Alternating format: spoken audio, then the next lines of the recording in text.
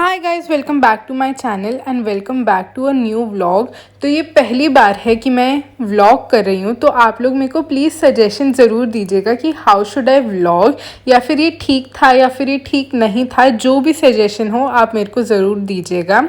तो अब मैं पहुँच गई हूँ अपनी पूरी फैमिली के साथ न्यू दिल्ली रेलवे स्टेशन। हम लोग यहाँ से कटरा की ट्रेन ले रहे हैं। ये न्यू दिल्ली से डायरेक्ट जाती है कटरा में, और कटरा में ही है वैष्णो देवी टेम्पल।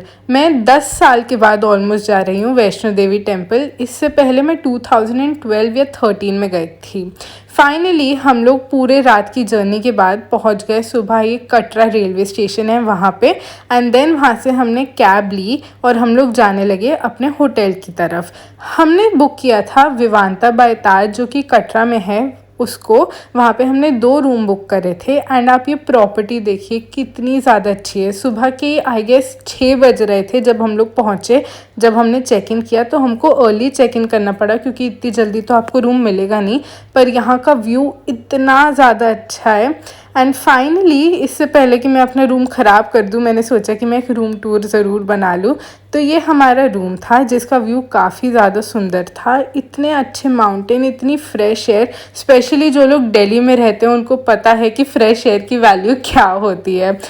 तो ये देखिए कितना ज़्यादा प्रिटी व्यू है। सनराइज़ हो ही रहा था। उसके बाद मैं जल्दी से नहा लिया एंड हम लोग तभी के तभी मंदिर के लिए निकलने लगे, क्योंकि हम लोग ज़्यादा टाइम वेस्ट नहीं करना चाहते थे। एंड क्योंकि अब सब लोग जग ही गए थे, सब लोग फ्रेश ही थे, तो हमने सोचा कि हम लोग एक ही बारी में रेडी होके निकल जाते हैं मंदिर के लिए। तो हम लोग मंदिर के लिए निकल गए। एंड आपकी व्यू देखो कितना ज़्यादा सुंदर है।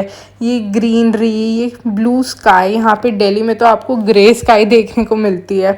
एंड देन ये है रजिस्ट्रेशन की लाइन। अब यहाँ पे ये सिस्टम हो गया है कि आपको वहाँ वैष्णो देवी टेम्पल में जाने से पहले एक रजिस्ट्रेशन करानी होती है, जो कि ये आई कार्ड होता है। सबकी फ़ोटो खिंचती है एंड आपको एक आई कार्ड दिया जाता है। उसके बिना आप नहीं टेम्पल जा सकते हो।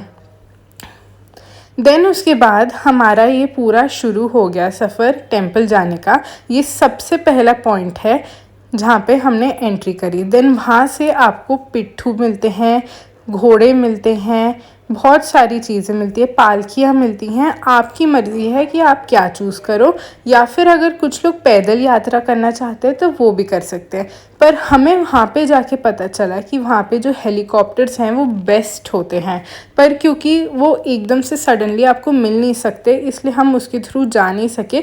पर अगर आप 2-3 महीने का टाइम लेके जा रहे हो, या आपको पता है कि आप 2-3 महीने बाद जाने वाले हो, तो मैं आपको सजेस्ट करूँगी कि आप हेलीकॉप्टर की बुकिंग करा लो। वो आई गेस 1800 रुपीज़ की होती है पूरी 1 साइड की। एंड यहाँ पे घोड़े वगैरह के चार्जेस वेरी करते हैं। हमने पहले बाण गंगा से अतक्वारी तक के लिए घोड़ा लिया, जो कि था ₹650 पर पर्सन। पर वो आप लोगों से जो घोड़े वाले हैं वो 100-200 रुपीज़ पर पर्सन ज़रूर लेते ही हैं एक्स्ट्रा। देन उसके बाद हम लोगों ने बुकिंग कराई ये बैटरी कार की, जो कि बहुत ही ज़्यादा वेटिंग में थी। लकीली हमको मिल गई 1-1.5 घंटे की वेट करने के बाद। इसका चार्ज था ₹354 पर पर्सन। इन शॉर्ट, अगर आपको घोड़े से ऊपर जाना है एक ही बारी में, तो फिर आपको देने पड़ेंगे अराउंड 1200-1300 रुपीज़ पर पर्सन। और वो जो 200-300 रुपीज़ एक्स्ट्रा लेंगे वो अलग। उसके बाद हम लोग पहुंच गए। हमारे दर्शन बहुत ही ज़्यादा अच्छे हुए, बहुत ज़्यादा। मैं आपको बता नहीं सकती कितने अच्छे हमारे दर्शन हुए। एंड देन फाइनली हम लोग वैष्णो देवी टेम्पल के दर्शन करने के बाद जाने लगे भैरव जी के मंदिर, जो कि वहीं पर ही है। हमको एक रोपवे लेना होता है जिसका प्राइस है ₹100 पर पर्सन, और वो सीधा आपको ऊपर पहुंचा देता है हिल पे। एंड वहाँ से सिर्फ 5-6 मिनट ही दूर है भैरव जी का टेम्पल। कहा जाता है कि जो लोग वैष्णो देवी टेम्पल में पूजा करने आते हैं उनको भैरव जी के मंदिर ज़रूर जाना चाहिए, तभी उनकी यात्रा कंप्लीट होती है, वरना नहीं होती है। तो हम लोग अपनी यात्रा कंप्लीट करने के लिए पहुंच गए और वहां पे जाके हमने दर्शन कर लिए। ये जो क्लिप है ये दर्शन करने के बाद की है। ये एकदम टॉप से व्यू था वहाँ का, आप देख सकते हो कितना ज़्यादा सुंदर लग रहा है। ये जो पहाड़ हैं, जो ग्रीनरी है, और ये जो आपको रेड और वाइट कलर का दिख रहा था ना, वो था वैष्णो देवी टेम्पल। और अब आप इस मंकी को देखो, ये पता नहीं कहाँ से किसका प्रसाद छीन के और साथ में मंच लेके आ गया और यहाँ पे बैठ गया एकदम एज पे। मेरे को तो डर ही लग रहा था, पर वो इतना कॉन्फिडेंटली बैठा हुआ था कि मैं आपको क्या बताऊं। एंड देन फाइनली हमारे दर्शन हो गए, बहुत ही ज़्यादा अच्छे दर्शन हुए और हम लोग निकल गए नीचे जाने के लिए। तो हमें नीचे जाते जाते लग गए 4 घंटे के करीब। ऑल इन ऑल हमको लग गए अराउंड 8-9 घंटे या फिर उससे भी ज़्यादा। अगर आप लोग घोड़े या फिर बैटरी कार इन सब से जाने वाले हो और हेलीकॉप्टर से नहीं जा रहे, तो आप अराउंड 10-12 घंटे का टाइम लेके तो चलो ही चलो। ये अब क्लिप है नेक्स्ट डे की। मैं वापस आके इतना ज़्यादा थक गई थी कि सीधा सोने चली गई।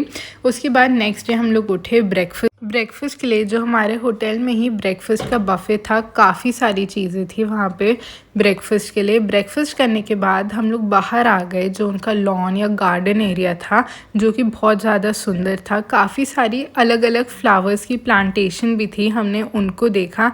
एंड देन शांति से हम लोग वहाँ पे बैठ गए। इतना ज़्यादा पीसफुल लग रहा था वहाँ पे, क्योंकि इतनी ज़्यादा शांति थी और बहुत ही अच्छा मौसम था। तो हम लोग काफ़ी देर वहाँ पे बैठे रहे। देन उसके बाद हम लोगों ने बैडमिंटन खेला। मैंने, मेरे भाई बहन ने, पापा ने, मम्मा ने, हम सब ने बैडमिंटन खेला। बहुत सारे बोर्ड गेम्स खेले। काफ़ी अच्छा लगा इतने टाइम के बाद ये सब कुछ करके।